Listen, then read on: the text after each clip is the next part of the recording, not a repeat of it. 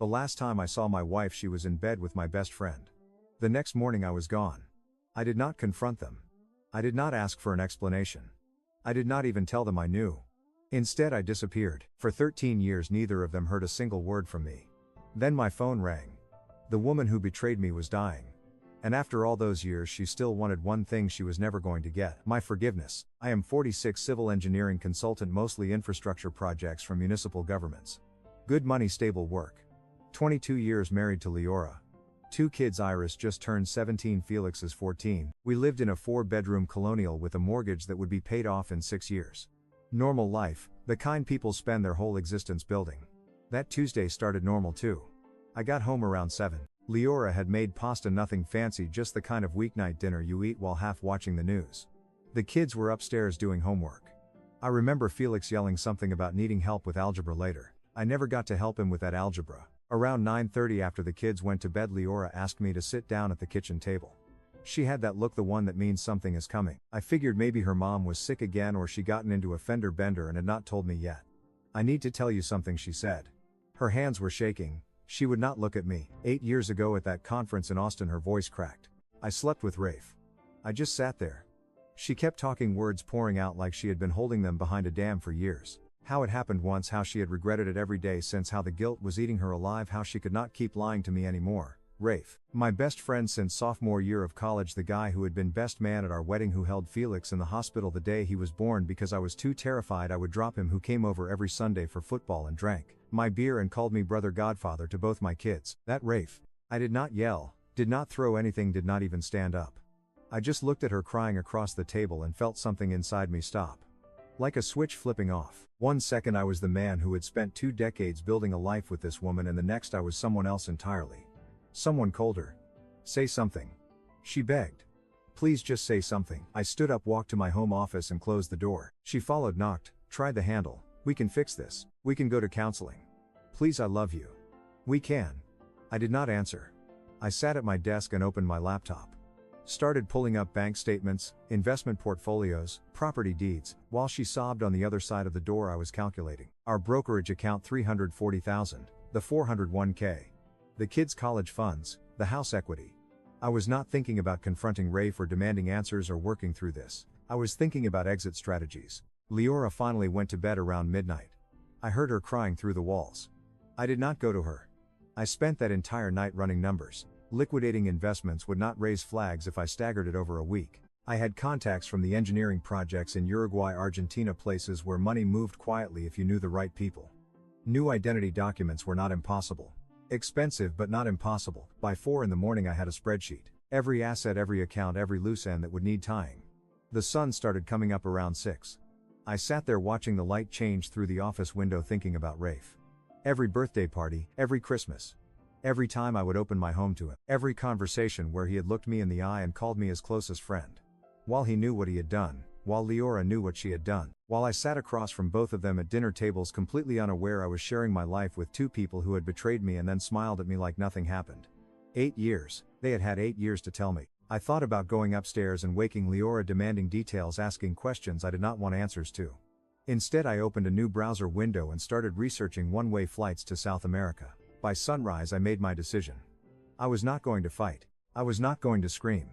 I was not going to try to fix this or understand this or forgive this. I was going to disappear so completely they would spend the rest of their lives looking for answers they would never find. Wednesday morning I made breakfast. Scrambled eggs, toast, orange juice. Leora came downstairs looking like she had not slept. Her eyes were red, swollen. She tried to say something, but I just handed Felix plate and asked Iris if she had finished the college essay yet. Normal. Keep it normal. We need to talk, Leora said quietly. Not now, I replied. Kids need to get to school. She looked at me like I had slapped her.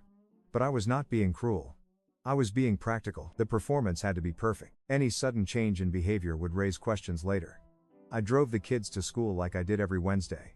Dropped Felix off first at the middle school, then Iris at the high school. She asked if Mom and I were fighting. Just stress from work, I told her. Nothing for you to worry about. I watched her walk toward the building with her backpack, laughing with some friend about something on her phone. 17. College applications due in a few months. I will probably never see her graduate. That should have hurt more than it did. Instead, I drove to the bank. The offshore contact I had worked with on a project in Montevideo 3 years ago, guy named Hector, responded to my encrypted email within 2 hours. Yes, he could help. Yes, it would cost. I wired him the first payment from an account Leora did not know existed. Consulting work I had done independently never deposited into our joint accounts. Day 1 liquidated 85,000 in stock options. Told the broker I was diversifying. Day 2 sold off municipal bonds another 43,000. Different broker, different excuse. Day 3 started the process on the investment portfolio.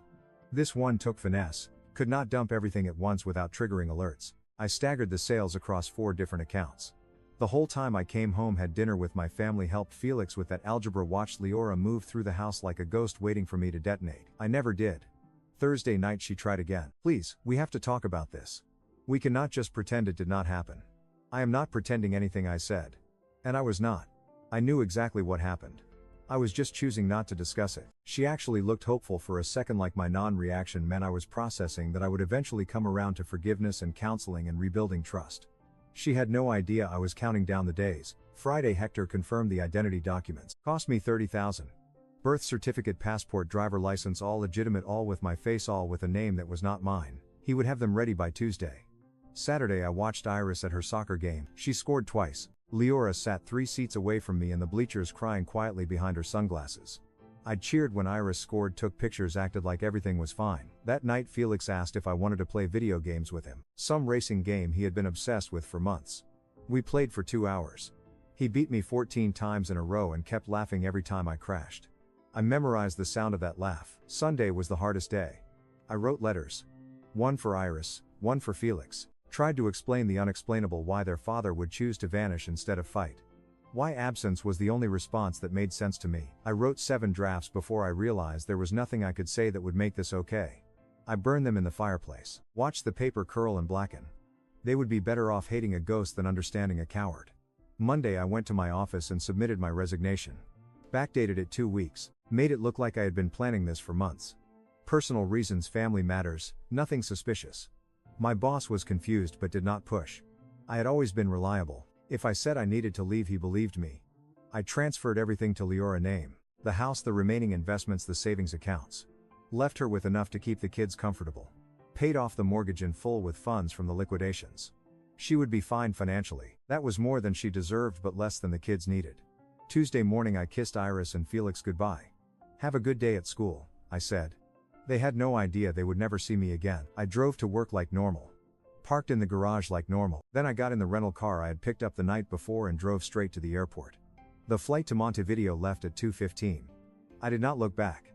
From my hotel room that night I checked the burner phone I bought specifically for this moment. 17 missed calls from Leora. 43 from Rafe. Text messages filling the screen. Confusion, panic, desperation. Where are you? Please answer. The kids are scared.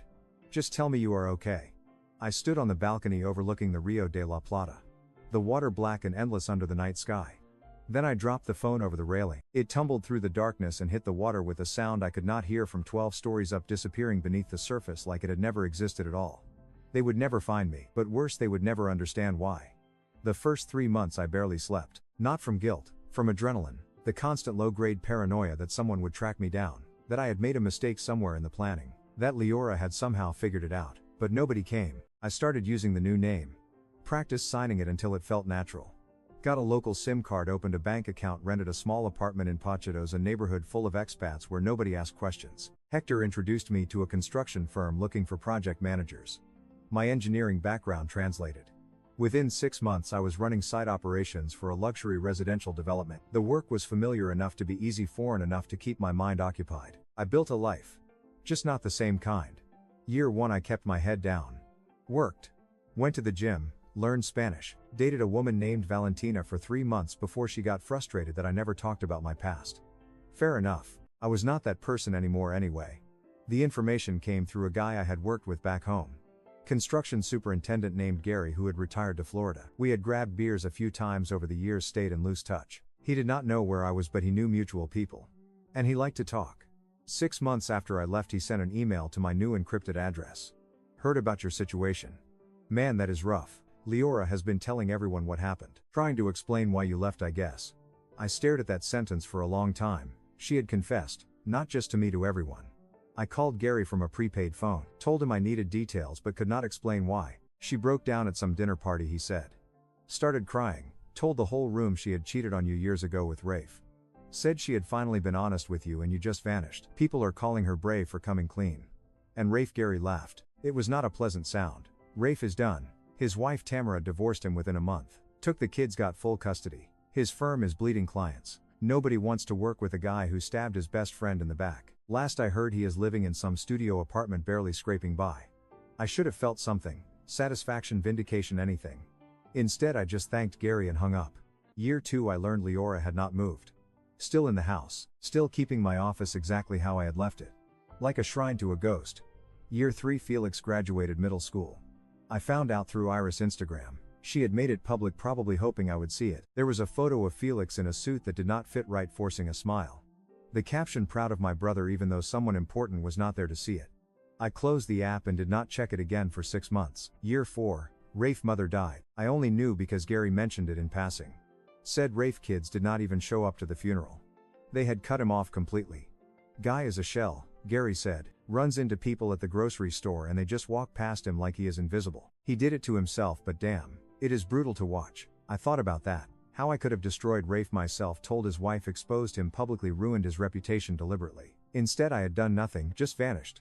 And somehow that had been worse, because Leora and her guilt-fueled need for absolution had done the job for me. Year 5 I started my own firm.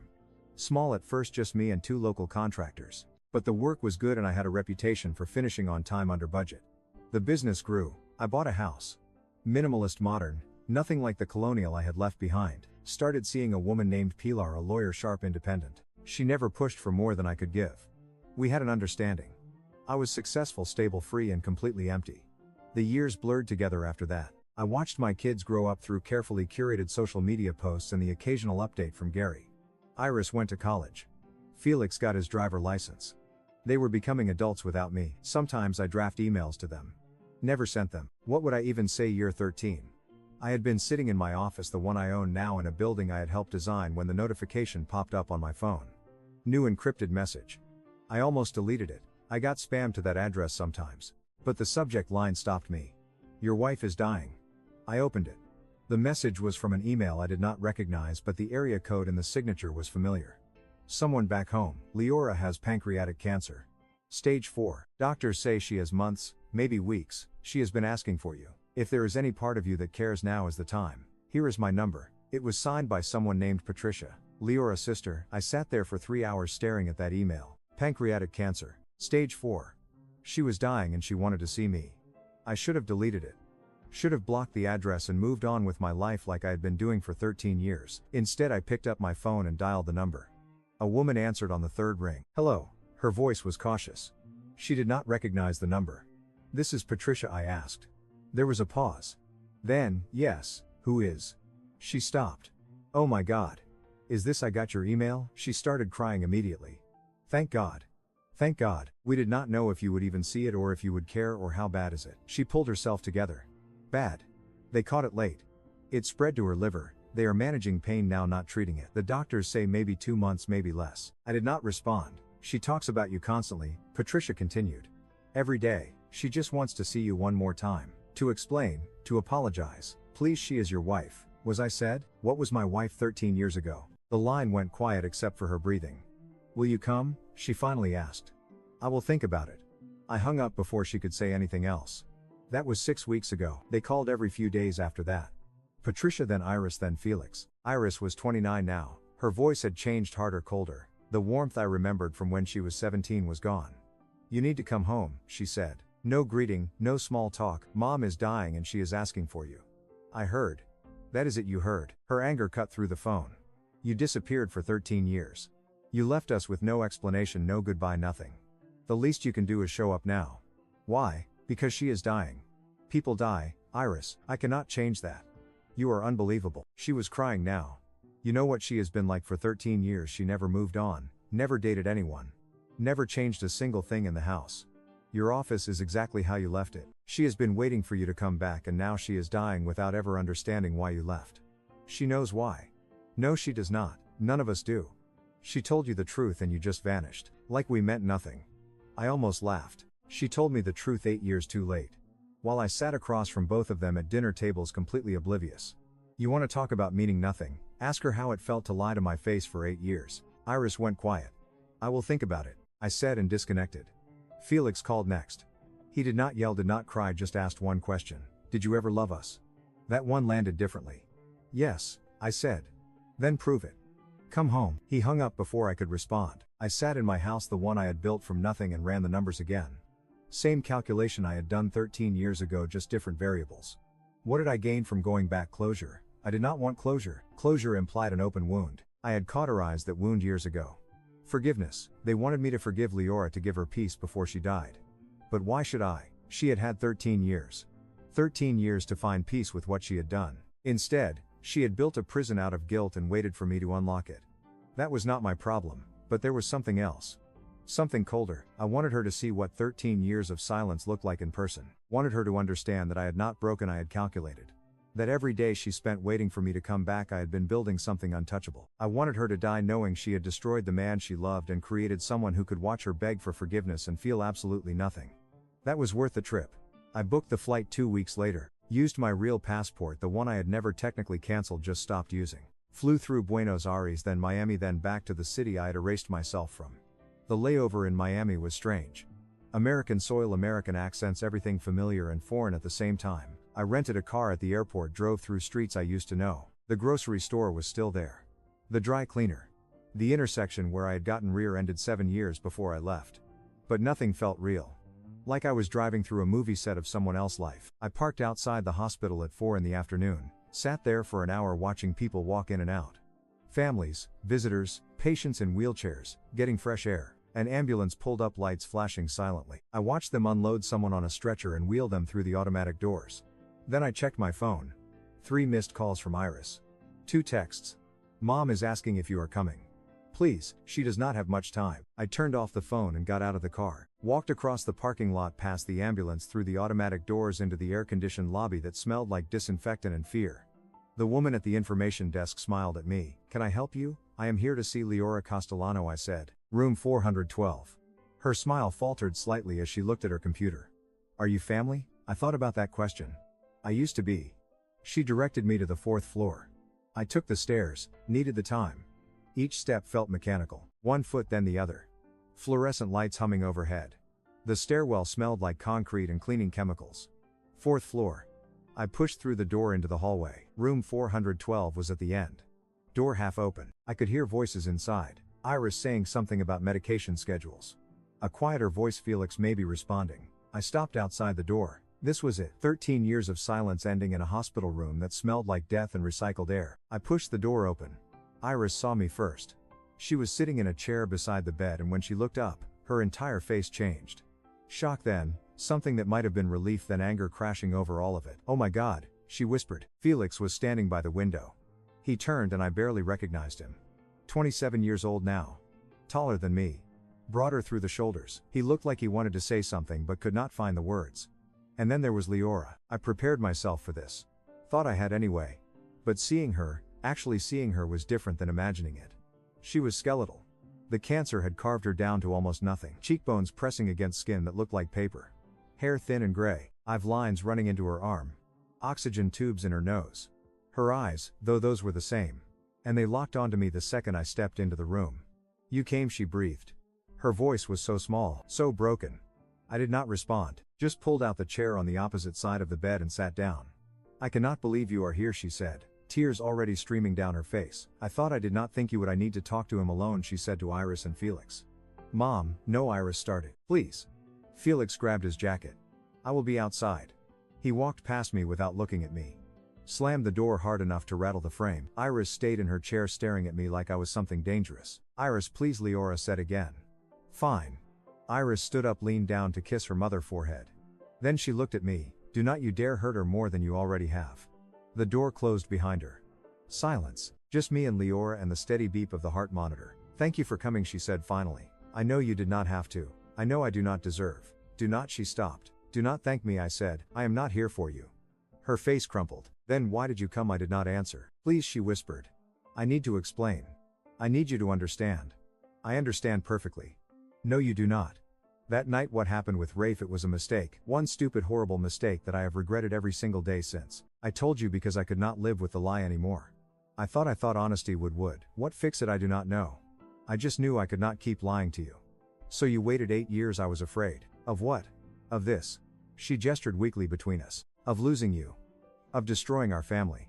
I thought if I could just live with it. If I could be a good wife and make up for it somehow. You cannot make up for it. She was sobbing now, full body shaking sobs that made the monitor spike. I know I cannot. But please, I am dying. I have weeks left, maybe days. I just need you to tell me that you forgive me. That is all I want. Just that one thing before I know. The word hung in the air like a verdict. What I said, no. Please, I am begging you. I have spent 13 years in hell. The guilt has eaten me alive. I lost you. I lost everything. Rafe lost everything. We have both paid for what we did. Please just give me this one thing. Just say you forgive me. I looked at her, really looked at her. This woman I had built a life with, loved, trusted. This stranger who had shared a bed with my best friend and then sat across from me at breakfast the next morning like nothing happened. You want forgiveness? I asked. Yes, God, yes. You want peace before you die, please. I leaned back in the chair. You had 13 years to find peace, Leora. I gave you everything when I left. The house, the money, the kids. I even gave you my silence. Never told anyone what you did. Never destroyed your reputation. Just vanished. I know and I am grateful. That was your forgiveness. That was all you were getting. Her breathing changed. Faster, shallower. What are you saying? I am saying I am here. That is the answer. That is all the closure you get. No. No, you cannot. You cannot do this. You cannot just sit there and watch me die without watch you die. I stood up. I am not here to watch you die. I am here to show you what you created. The machines were beeping faster now. Look at me, I said. I am alive, successful, free, and I feel absolutely nothing standing in this room with you. The man you married, the one who loved you, you destroyed him 13 years ago. What is left is just someone who came back to confirm you are really gone. Please. The door burst open. Iris rushed in, Felix right behind her. What did you say to her? Iris demanded. Her vitals are. A nurse pushed past them, checking the monitors, adjusting something on the IV. Leora was gasping now, eyes wide, reaching toward me with one skeletal hand. Please, she managed. Do not leave, not like this. Please. The machines were screaming. More nurses flooded in. Someone said something about calling the doctor. Iris grabbed my arm. If you are going to say something, say it now. I looked at Leora. She was dying. Right now. Right in front of me, and she was begging for the one thing I could not give her. I opened my mouth. I am here, I said. That was all. Leora eyes locked onto mine. Desperate, searching for something more. But there was not anything more. A nurse was adjusting the oxygen, saying something about stabilizing her. Another was checking the IV line. Iris was crying beside me. Felix had his hand over his mouth, staring at his mother like he could will her to keep breathing. Leora lips moved, forming words she did not have the breath to speak. I knew what she was asking. The answer was still no. The doctor came and checked the monitor, spoke quietly to the nurses. Then he looked at us, at me, at Iris, at Felix. Her body is shutting down, he said. It could be minutes. I am sorry. Iris collapsed into the chair. Felix just stood there frozen.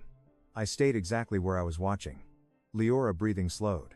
The machine stopped screaming and started beeping slower, more irregular. Her hand fell back onto the bed, the one that had been reaching for me. She was still looking at me even as her eyes started to lose focus, even as the nurse said something about making her comfortable, even as Iris grabbed her other hand and begged her to hold on. She was looking at me, waiting for something I would never give her. The beeping slowed, slower. Then one long continuous tone. The nurse reached over and turned off the monitor. Time of death 5:31 p.m., the doctor said quietly. Leora's eyes were still open, still staring at the space where I had been standing. I looked down at her, this woman I had spent 22 years with, who had given me 2 children, who destroyed everything we built with one confession she should have made 8 years earlier. I felt nothing, not relief, not satisfaction, not even sadness, just nothing. Iris was screaming, sobbing into her mother's shoulder. Felix had turned to the wall, his whole body shaking. I walked to the door. Where are you going? Iris' voice cut through the room. You cannot. I stopped, turned around. I came, I said. That is what she wanted. That is what she got. She wanted forgiveness. You be word. Iris was on her feet now. She wanted you to tell her you loved her. That you understood. That she could die in peace. I know what she wanted. And you could not give her that. After everything, I looked at her, really looked at her. Your mother and Rafe betrayed me, then looked me in the eye for 8 years like nothing happened. And when she finally told me I had 2 choices. Destroy them both or walk away. I walked away. That was mercy. Mercy, Felix finally spoke. His voice was raw. You call abandoning your family mercy. I left you the house, the money, everything you needed. What I did not leave you was the mess of watching me destroy your mother in front of you. That was the mercy. We needed our father. Iris screamed. You needed a father who could look at your mother without seeing betrayal. I could not be that person anymore. So I left. I opened the door. Wait, Felix said. I paused. He walked over, pulled an envelope from his jacket. She wrote this last week, made me promise to give it to you. I looked at the envelope. My name in Leora handwriting. Shaky. Weak. Keep it, I said. She wanted you too. I know what she wanted. The answer is still no. I walked out of the room, down the hallway, past the nurse's station, down the stairs, through the lobby, back to the rental car. I sat in the driver's seat for a long time. The sun was setting, orange light cutting through the parking lot, painting everything in shades of fire. I thought about Leora, faced the desperation in her eyes. I thought about Iris and Felix, now orphans essentially. Their father alive but gone. I thought about Rafe, wherever he was. Probably hearing about Leora death right now. Probably drowning in guilt that would never end. I thought about the last 13 years. Everything I had built. The business. The house. The life. All of it constructed on the foundation of absence. Of cutting out everything that could hurt me again. And I realized something. I had won. I had gotten my revenge. Not through exposure or destruction or confrontation. Through silence. Through vanishing. Through letting them consume themselves with guilt while I rebuilt somewhere they could never touch me. But sitting in that parking lot watching the sun disappear, I did not feel like I had won anything. Because the man who had loved Leora, who had trusted Rafe, who had been a father to Iris and Felix, that man had died 13 years ago in a kitchen. What was left was just someone who could watch the woman he had married die, begging for forgiveness, and feel absolutely nothing. I started the car. Drove back to the airport. Flew to Buenos Aires. Then Montevideo, back to the life I had built for nothing. 3 days later, Gary sent me a message. Heard about Leora. Sorry man. You doing okay? I stared at that message for a while. Was I okay? I was alive. Successful. Free. But okay. I deleted the message without responding. Weeks passed. Then months. The business kept growing. Pilar and I went to dinner. Watched movies. Had conversations about nothing important. Normal life. The kind people spend their whole existence building. But sometimes late at night I would think about that hospital room. About Leora, eyes still open, still searching. About Iris screaming. About Felix's face when I refused the letter. About the moment I chose to give her nothing and walked away. People ask if I regret it. The truth, I do not feel enough to regret anything anymore. Leora died begging for forgiveness I could not give, because that part of me died 13 years ago. Rafe lost everything without me lifting a finger. My kids will probably never speak to me again. And me, I am alive, successful, free. But the man I was, the one who could love, trust, forgive, he disappeared that Tuesday night and never came back. Sometimes the most savage revenge is not destroying someone else. It is letting them destroy you, then walking away from the ashes they created and never looking back. I won, but in the end nobody really wins. There is just after. Thank you so much for watching until the end. If you really like our videos, please do not forget to like, share and subscribe. Have a great day.